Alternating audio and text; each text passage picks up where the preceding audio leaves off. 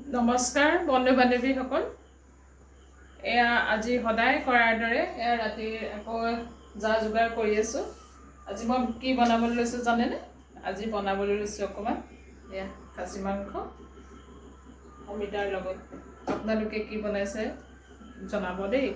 আৰু আপোনাক কওকচোন, দেখুৱাই নবনালে কিবা এটা ভাল নলগা হ'ল, সেইকাৰণে সদায় কি বনাওঁ দেখুৱাইছোঁ।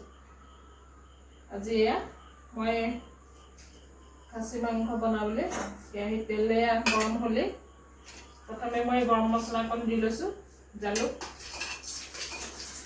দালচেনি আৰু ইলাচি, তাৰপিছত দুটা কাল জলকীয়া দি মই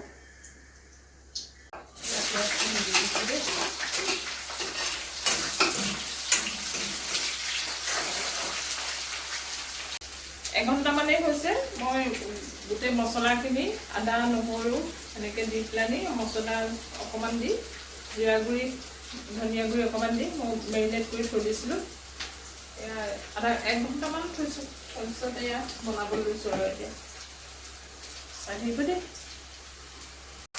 পিঁয়াজখিনি ৰঙা হোৱালৈকে ভাজি লওঁ। এতিয়া দেখিছেনে মাংসখিনি ধুনীয়াকৈ ফ্ৰাই হৈ গৈছে।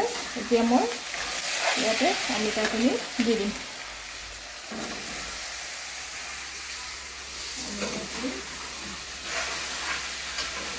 অকণমান ধুনীয়াকৈ লৰাই দিছোঁ গোটেই যাতে মাংসৰ তেলখিনিতে অমিতাখিনি ধুনীয়াকৈ সানি খাইছোঁ। তাৰপৰা এইফালে দেখিছেনে এই মই গৰম মছলাখিনি ইয়াতে দি ধুনীয়াকৈ অকণমান পানী দি একেলগে মিলাই লৈছোঁ।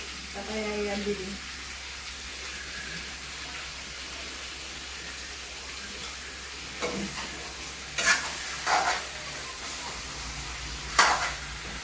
এইফালে আকৌ মই আলুখিনি ফ্ৰাই কৰি থৈছিলোঁ।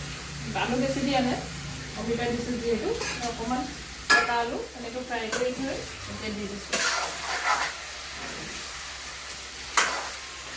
খাবলৈ কিন্তু বিৰাট টেষ্টি হ'ব দেই। আপোনালোকে চাগে খাওঁ খাওঁ লাগি গৈছে ন?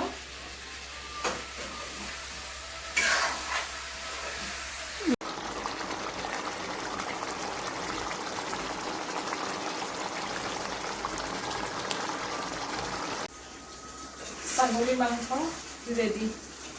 এয়া চাওকচোন খুব ধুনীয়া কালাৰ হৈছে। কালাৰটো দেখিয়ে চাগে খাওঁ খাওঁ লাগিছে ন? সেইমতে গোন্ধও ধুনীয়া আহিছে।